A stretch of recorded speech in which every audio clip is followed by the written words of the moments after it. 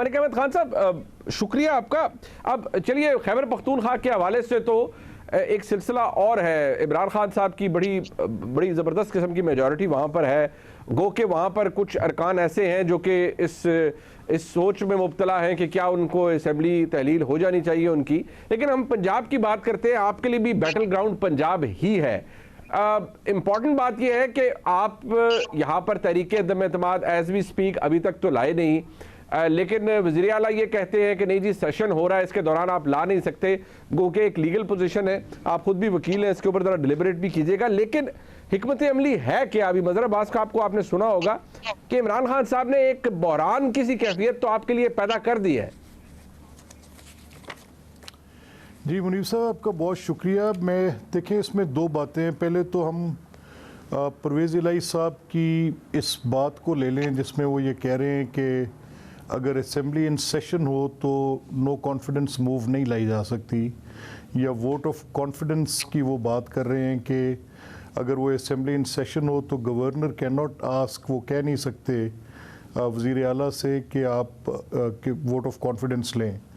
मेरा ख्याल है शायद वो रिलाई इस चीज़ पे कर रहे हैं कि जिसमें जो आर्टिकल 132 है गालिबन सब उसका 7 है, जिसमें ये जिक्र है कि द गवर्नर शेल समन, तो वो शायद इसको इंटरप्रेट कर रहे हैं कि शेल समन।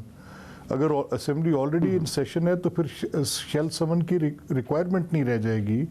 और अगर गवर्नर ये समझते हैं कि वो चीफ मिनिस्टर को कहें कि वोट ऑफ कॉन्फिडेंस लें, तो उसकी फिर ये इंटरप्रिटेशन या ये तशरीह जो मेरी नज़र में है, जो चौधरी परवेज़ इलाही साहब कर रहे हैं, गालिबन वो दुरुस्त नहीं है।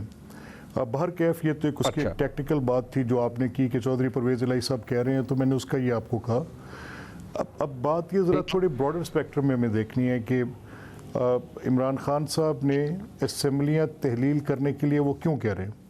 अब या तो इमरान खान अगर ख़ुद हुकूमत में थे और उस वक़्त अगर मुआशी इस्तेहकाम था या सियासी इस्तेहकाम था, तो वो उनकी 3.5 पौने 4 साल की गवर्नेंस आपके सामने है। और या वो सियासी अदम इस्तेहकाम तब हुआ कि जब उनकी हुकूमत ख़त्म हुई। अगर वो असेंबलीज़ में रहें और उनकी हुकूमत कायम रहें तो असेंबलियों का जवाज़ मौजूद है। अगर उनकी हुकूमत ख़त्म हो जाए तो असेंबलियों के रहने का जवाज़ भी ख़त्म हो जाता है। ये बड़ी एक अजीब मंतक है। तो हर पॉलिटिकल इवेंट का एक कॉन्सिक्वेंस होता है।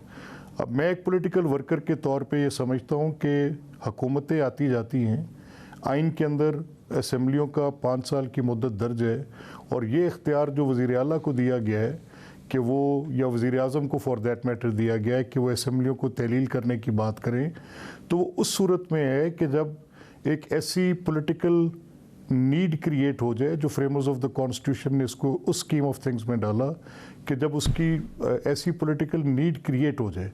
अब हुकूमत ख़त्म होना नहीं, मलिक साहब कथा कलामी, सर कथा कलामी, मलिक साहब कथा कलामी जो आप फरमा रहे हैं, अब आपके नज़दीक ये पॉलिटिकल नीड नहीं होगी। इमरान खान साहब के मुताबिक है, वो ये कहते हैं कि majority of the people of this country वो ये समझते हैं, जो इनको सपोर्ट भी इमरान खान साहब को कर रहे हैं, जिन्होंने बाई इलेक्शंस में उनको जितवाया भी है, कि इस मुल्क में एक फ्रेश मैंडेट आना चाहिए। इमरान खान साहब की आपके साथ नेगोशिएशन हो नहीं रही, उसके बहुत सी वजूहत है। इमरान खान साहब की जमात के में मसाइल होंगे, लेकिन ये आईनी ऑप्शन उनके पास मौजूद है।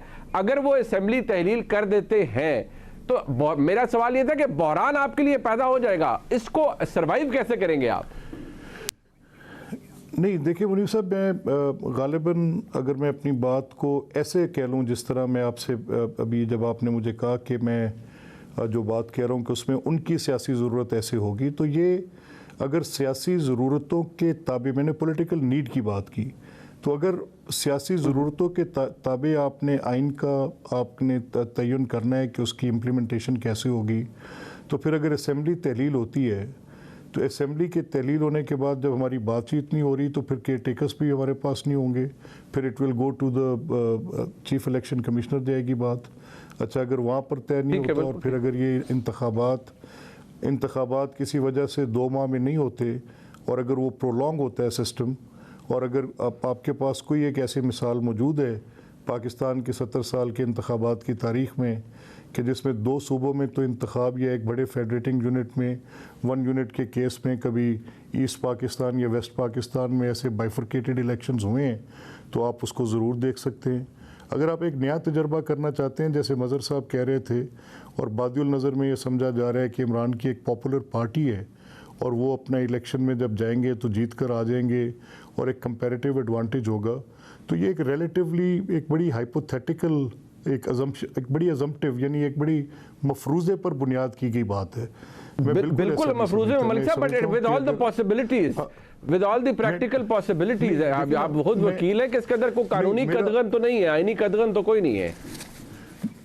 नहीं, देखिए मैं ये कह रहा हूँ अपना मुनीब साहब, अगर इमरान ये समझते हैं कि वो असम्बलियों को तहलील कराएंगे 2 सूबों के अंदर और उसके साथ एक ऐसी इन्वायरमेंट क्रिएट करेंगे कि पूरे मुल्क के अंदर इंतखाबात हो जाएं, तो आपने ख़ुद अभी जो राना सनाउल्लाह साहब की बात की, तो आप जब 2 सूबे इंतखाबात के लिए बवजह फ्लड, अगर ऐसी सूरत वहाँ पे है कि वहाँ पे इंतखाबात नहीं हो सकते, तो फिर कैसे करेंगे मुमकिन कि जनरल इलेक्शंस की तरफ वो लेकर जाएं? नहीं, बट मलिक साहब, ये जो राना साहब फरमा रहे थे, ये तो उससे कोई, मलिक साहब बात यह है कि राना साहब तो 7वें महीने में, जुलाई के महीने में भी फरमा रहे थे कि अगर इमरान खान साहब इलेक्शन चाहते हैं तो 2 सूबों की असेंबलियां तहलील कर दें। अब वो तहलील करने जा रहे हैं तो आपका स्टांस मुख्तलिफ हो रहा है।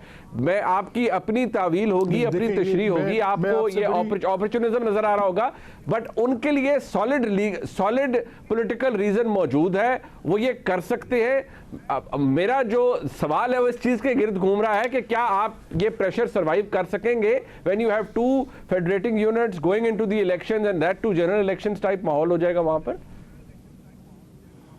नहीं, देखिए मैंने मुनीब साहब से मैं गालिबन यही कहने की कोशिश कर रहा हूँ कि पहले इमरान साहब ने एक ऑप्शन ली जिसमें उन्होंने नेशनल असेंबली से अपने लोगों का रिज़ाइन कर दें।